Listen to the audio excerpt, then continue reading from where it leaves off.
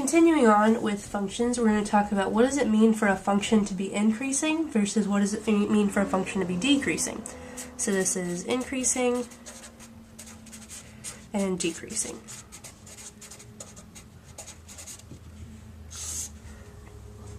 So probably in your mind you have a pretty good idea of what it means to be increasing or decreasing. So if I start with a graph, let's say this is my function. Increasing means that as I go from left to right, my y values are going up. So I would say it's increasing here, this part here. Decreasing, it means as I go from left to right, my y values are going down. So this part would be decreasing, also over here would be decreasing. Now how do we write this? We write this as intervals along the x-axis. So maybe I'll put some points here, get out some different colors.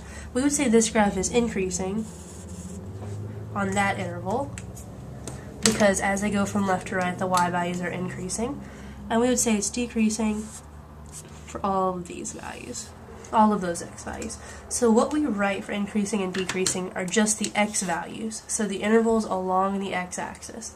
Now the formal definition here is f of x is increasing on an interval from a to b, again those are x values, if f of x1 is less than f of x2. So this says that the y values are increasing, so the next one is going to be higher, for x1, x2 in the interval. I think we've talked about this symbol before. This means is a member of. For x1, x2 in the interval from a to b, where x1 is less than x2. So this says as I go from left to right, that means x1 is less than x2, my y values are also increasing.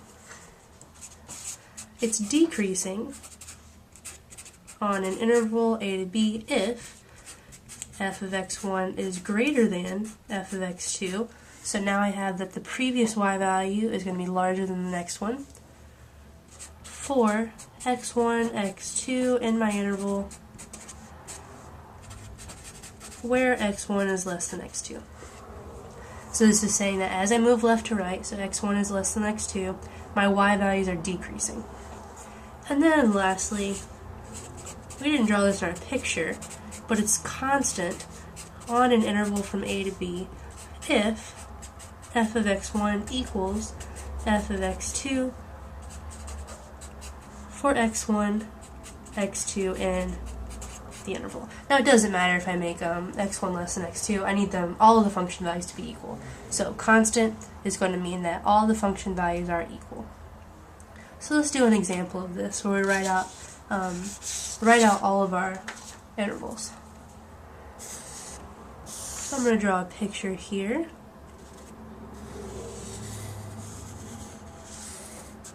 So I'm going to let this x value be -5, here's -3. Here's 0, as we've had before. This is going to be 2. Oh, I don't want this arrow.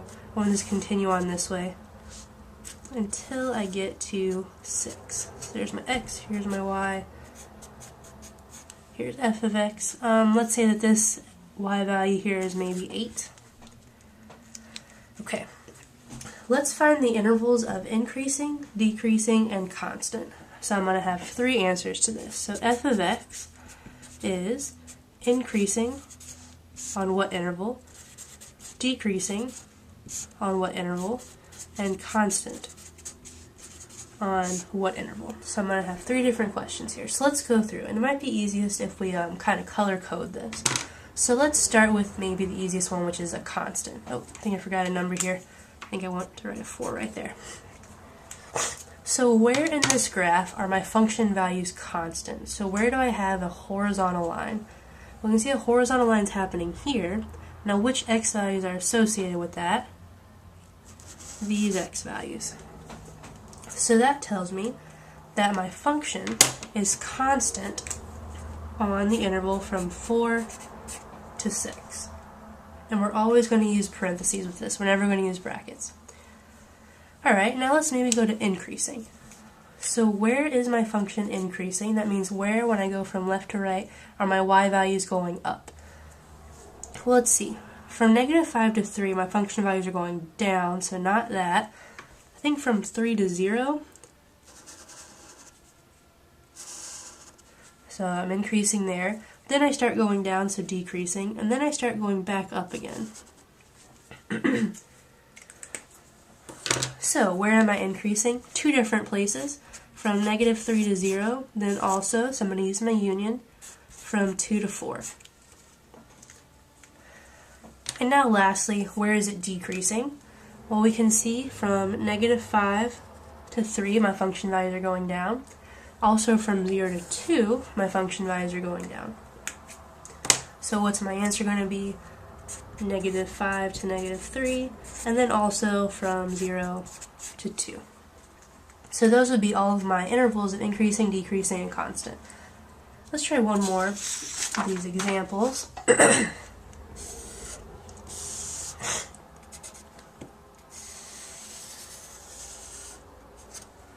Here's my y-axis, my x-axis. Let's say this is 3. Let's say this is negative 3. Now I want to know, label this f of x.